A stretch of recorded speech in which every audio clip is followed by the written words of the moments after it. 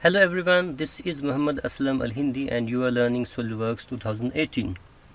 So we are starting with the basics, just the first lesson for you. So we'll be clicking here. This is for a new part, assembly or drawing.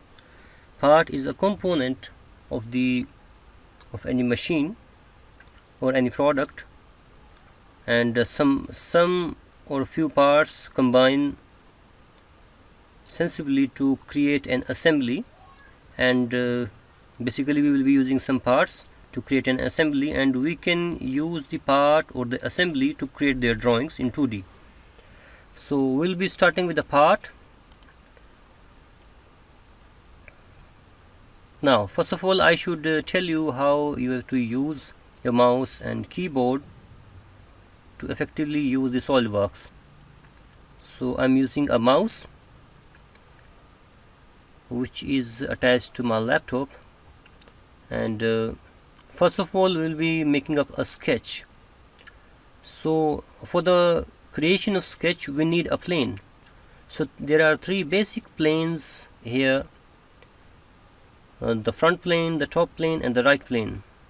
And for example I'm using the top plane. Once I left click my mouse on the top plane, you can see there are some options that emerge. This one is for the new sketch. You can see a star here on this sketch kind of structure. You should remember this. When I click on this, a new sketch is started.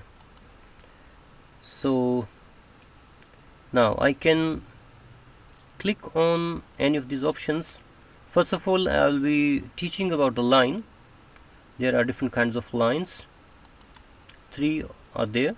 The one is a solid line, the other one is a center line, basically a construction line, and the third one is a midpoint line. Showing you the first line, clicking here I can extend it. If I extend it in horizontal direction, it automatically picks the horizon, and it goes 180 degrees. In this direction it is going 0 degrees automatically, and here as soon as I reach near the vertical it picks up the 90 degrees, and same way here it is picking up the 90 degrees. So I am extending it in this direction and I am clicking here. You need not worry about the dimension of this line. I can use the smart dimensions to create its dimension. So I clicked over the line. So once I clicked in the middle of the line, I got the dimension, and I clicked again. The dimensions are there for editing. I'm using my keyboard to place the value of 100 here, and either clicking on the tick button or clicking on the enter. The 100 is inputted. Again I'm deleting this dimension and once again going for the smart dimension, and you can see once this is checked it means your smart dimension is on, and as soon as you click on any line its dimension will be drawn. So either last time I clicked in the middle of the line, now I can click on one point and then on the second point. So I have drawn the distance between these 2 points. So it is again 100. Now again one more thing I need to show you regarding the line, regarding these smart dimension. Suppose I am taking this line like this. This is a tilted line, an inclined line. Now I am clicking on smart dimension, clicking in the middle, and you can see the shortest distance between these 2 points, or the length of the line has been drawn by the smart dimension. And if I pull it like this, if I pull it in vertical direction, upward or downward, it will be showing the minimum distance between these 2 points when seen from the vertical, when seen from the horizontal axis. You can see if I had drawn this line up to this point on the horizontal axis, this much would have been the length of the line. So I can draw the horizontal length of the line, or you can say the horizontal component of the line, and similarly if I draw it in the horizon, I can find out the vertical component of this line. So in this way I can draw the dimension of the line in any of these ways. So anyways, I'm going back,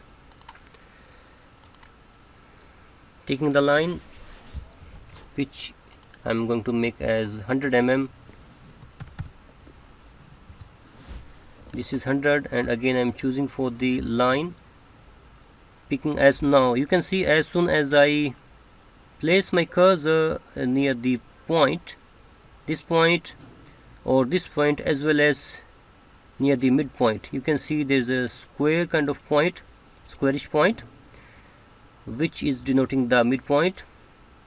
So anyways, I can, if I go near this, I can directly click on this point, and you can see I don't need to bother about carefully choosing the midpoint or the end points of the line.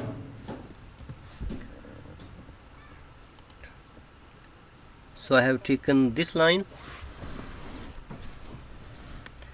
Now as you can see, when I move upward, it has already automatically taken the vertical axis.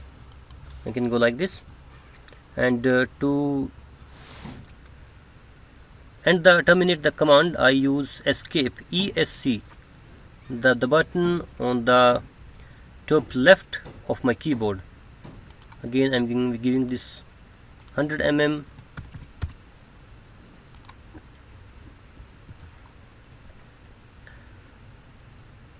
Now I'm going to use the center line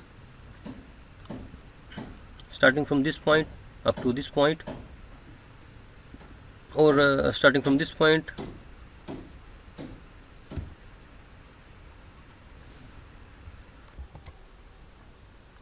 Yes, now I'm going to use the center line starting from this point up to this point, and if I try to make a feature out of it, you can see it's not going to make a feature. It is making a thin feature. Basically this is not a valid geometry to create a 3D feature. And why it is not a valid geometry? The set of these lines, or the sketch entities, should be able to make a closed loop. Now as you can see, this is making a closed loop, but as you can see, this center line, or you can see the construction line, is not counted as a solid line. It is not considered by the features. So if I click on this line and uncheck this for construction, it becomes a solid line.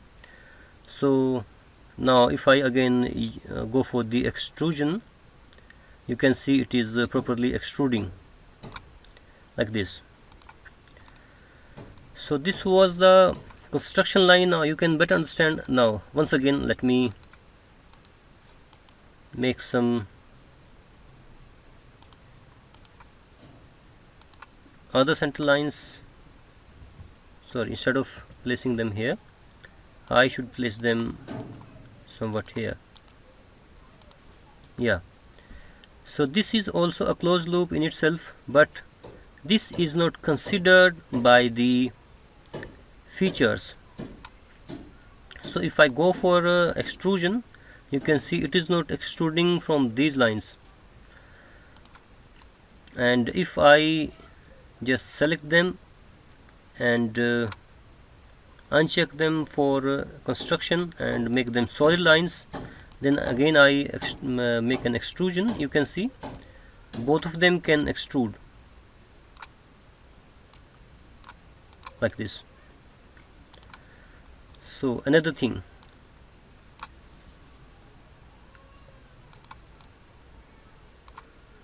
now as I'm using my cursor to select, I should teach you about this. Now I'm moving from the left to right and see what happens.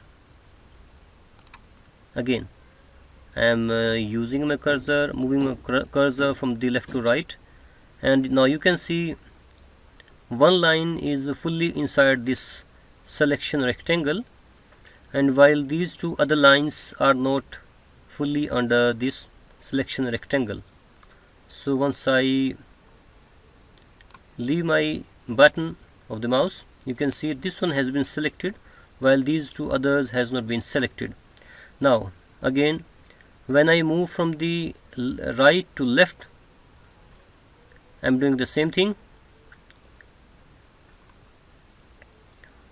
One line is completely inside this selection rectangle, while the other two are partially being touched or partially being covered by the selection rectangle.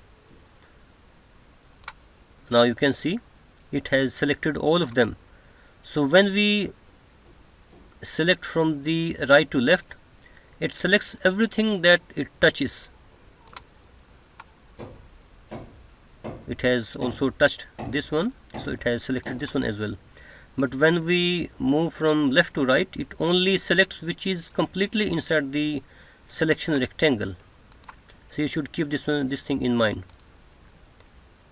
Now I have completely selected this triangle, while one line of the other triangle is being touched by the selection rectangle. So you can see it hasn't selected this rectangle, and it has just selected these three lines, and I'm going to delete them using the delete button from my keyboard. So I have taught you about the two lines. Another third one is a midpoint line, going from here like this.